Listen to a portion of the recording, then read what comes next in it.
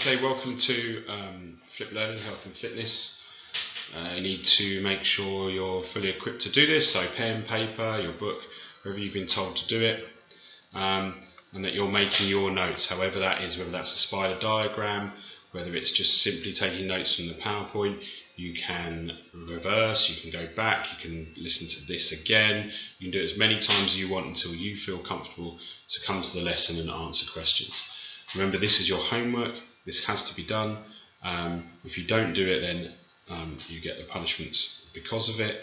Right? It's really important that you understand as much of this as possible, if not all of it, so that you can come to the lesson so we can actually do some of the fun stuff, watch videos, do some kind of discussions and stuff like that. So, title, health and fitness, put the date, put wherever you are. You may be watching this for the first time. This might be within a block of other stuff, but health and fitness. And we're just going to learn basically the definitions of each and how we can help improve each one and the relationship between them. Okay, and you do need to know the difference and the definition between health and fitness. So, health, fitness, and well-being. Okay, you need to get these definitions down.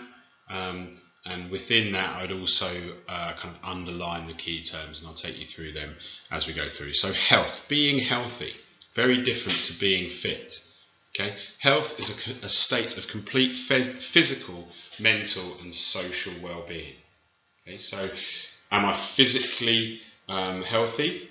Am I mentally healthy? So, you know, do I have any mental illnesses? And am I socially healthy? Do I have a good group of friends and family around me? And therefore, you could say if you've got all of those, then you are healthy. Doesn't mean you're fit, okay, necessarily, and we'll see why, but it does mean that you are healthy. And it's not merely the absence of disease and infirmity. Okay, so the main ones for here are physical, mental, and social well-being. That's what you need to remember with health. So it's broken down into those three areas, because fitness, as you see below, is not. So healthy, like, am I physically healthy, mentally healthy, am I socially healthy? All right. Fitness, and one of the questions you always get asked, and you know, we may discuss it in class, and you may discuss it with your teacher, is can you be healthy and fit? Can you be fit and not healthy? And the answer is always yes. Okay, and the reason why is fitness, the ability to meet, cope with the demands of the environment. So, if you were hopefully doing GCSE PE, you're reasonably fit, you would say. That means that you can play in your local football team, rugby team, cricket team, basketball team, whatever it is, and you can cope with the demands of the environment. Does that make sense? So the demands are year 9, year 10, year 11 football team or basketball team. So yes, I'm fit. I can cope with that. I can run around for 60, 70 minutes, right? So you are fit within that. But if I then take you and put you in a Premiership football game, or a Premiership rugby game, or an NBA basketball game, I've changed the environment and the demands of that environment. So you are no longer fit. You would be running around. You'd never get a touch of the ball. You'd have to come off after probably 10 minutes because you'd be useless. So that's why fitness can change with the environment. Okay, I haven't actually changed anything with you. You could still be healthy, you could still have a complete state of physical, mental and social well-being, but you are no longer fit because you can't meet the demands of the environment. And so somebody who you might deem as looking quite unhealthy, so they might be overweight, or they might get out of breath or whatever, but if they can get up in the morning, they can go to work, they can sit at their desk, they can work, they can get home, they can go to sleep, then they are fit enough to meet the environment demands. Okay? It may be other things that they eventually get unhealthy and can't be fit anymore, but at that moment in time, they are fit. Okay, and always remember that it's the demands of the environment that changes more than the actual ability. Okay, well-being, a mix of physical, social, and mental well-being that give people a sense of being comfortable, healthy, or happy. And that's a new term for us. So you just need to understand what that means when someone says, "Oh, I've got an enormous sense of well-being," or my well-being has been increased by doing yoga, or whatever it is. It's this mix together that gives you that sense of being happy, well-being, healthy, being comfortable in everything that you do. Right? You need to understand those three terms, have them outlined, probably copied down, and have a brief understanding of each. Okay, health. Physical health and well-being. All body systems working well, free from illness and injury, ability to carry out everyday tasks. That is simple physical health. Can you do the simple things? Can you walk to school? Can you cycle to school? Can you do all of those other bits and pieces to do with it? Can you carry out everyday tasks? If you can, then we would say that you have physical health and well-being. Okay, next bit, mental health and well-being. Defined by the World Health Organization. You'll see that sometimes on TV, on the news, the WHO. Okay, it's a state of well-being in which every individual realizes his or her own potential. Okay, sounds quite a big thing, and I suppose it is when you look at it from that kind of definition of mental health. You can cope with the normal stresses of life. That makes sense to me. So, you know, if you miss your bus, are you going to absolutely lose the plot and not be able to function? Then you would say, well, you're not mentally healthy because you can't cope with the mental stress, the normal stresses of life.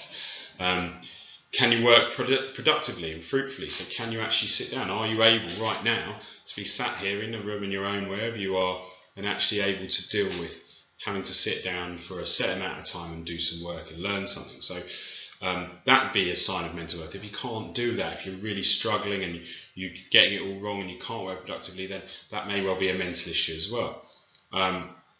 And this last one is able to make a contribution to his or her community. And hopefully lots of you do that already, and that's nothing massive. I mean, some people will go on and be MPs and raise lots of money for charity and do all of that, but do you make a contribution to community? Your community could be at home. Do you do the washing up? Do you look after yourself, or do you rely on other people? Do you raise some money during Lent? All these little things are making contribution, and they would add to our mental health.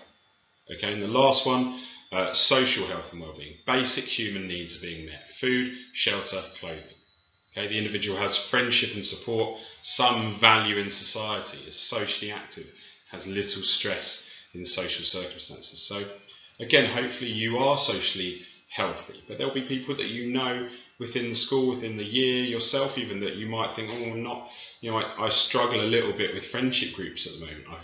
I struggle to find my place within a social group. So somebody will say, okay, you're physically healthy, you're mentally healthy, but your social health needs a bit of help and working with. And we'll look at this in class, and it'd be interesting to see how you judge yourselves out of 10 on kind of each one of these. Are you physically healthy? And lots of you will be like, yeah, I'm 10 out of 10, but there'll be some people that are, no, I'm 2 out of 10, but might be really socially healthy, feel that they've got a really good set of friends around them. So, you know, these are 3 brackets that you can really break down, and it'll be different scores based on those definitions of it.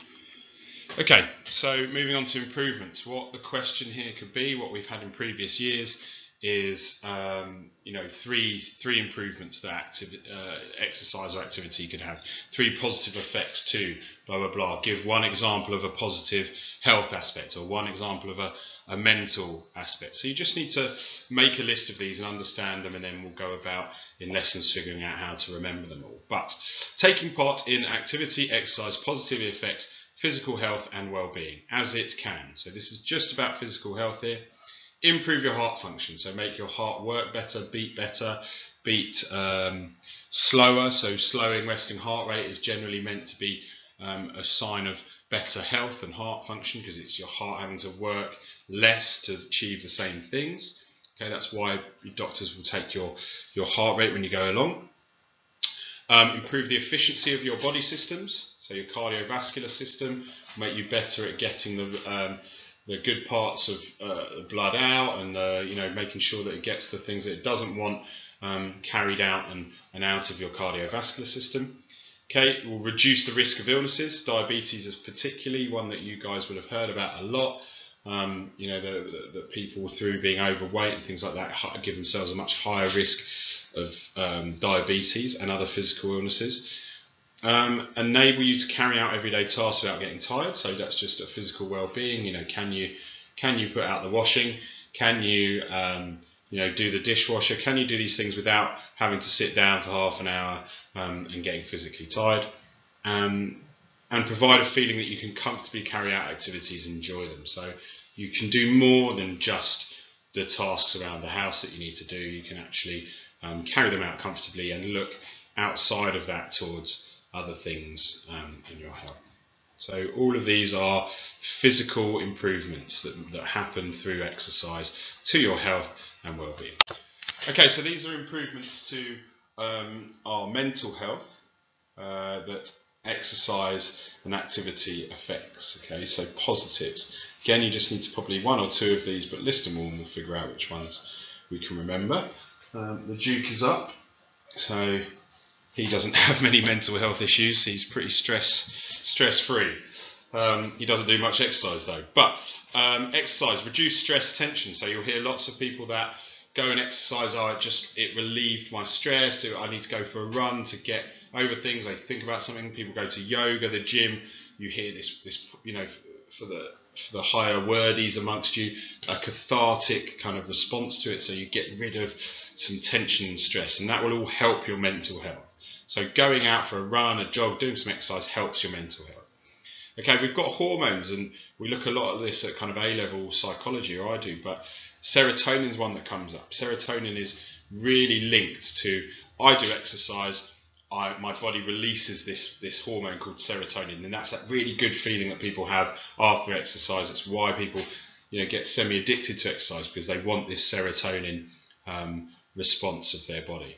Okay, and finding a good balance will enable a person to control their emotions and work productively.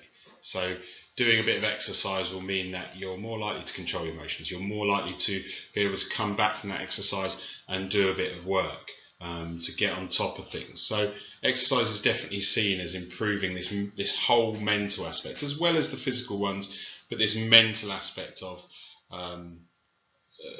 do exercise, mentally stronger, mentally more able to get over things, feel happier, feel an ability to achieve more.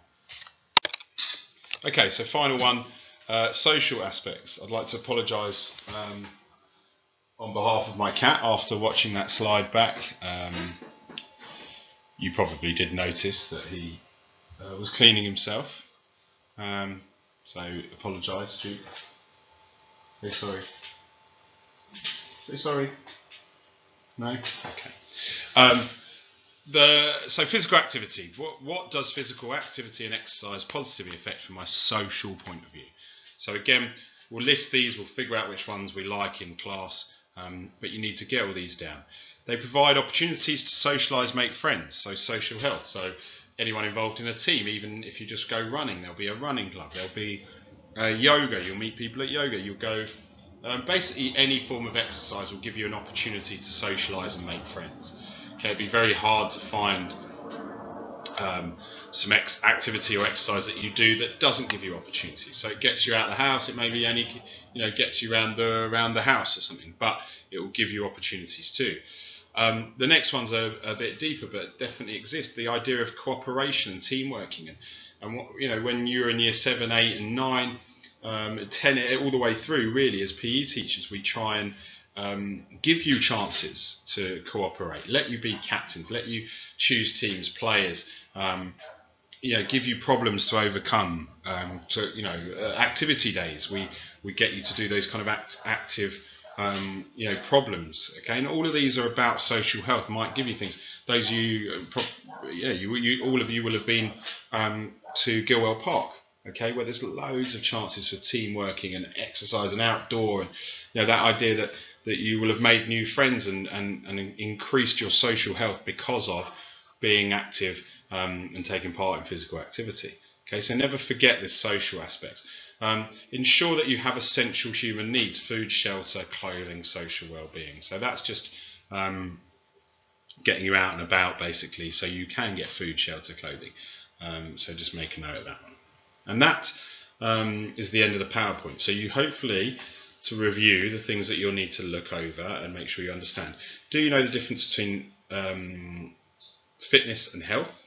Okay, the fact that you can be fit and not healthy, or health and fit. Do you understand that? And then you should have a list of all the things that physical activity helps from a physical point of view, all the things it does from a mental point of view, and all the things that it does from a social health point of view.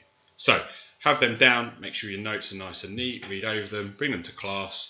Hopefully this makes sense. Let me know if there's any problems with it. See you later, bye.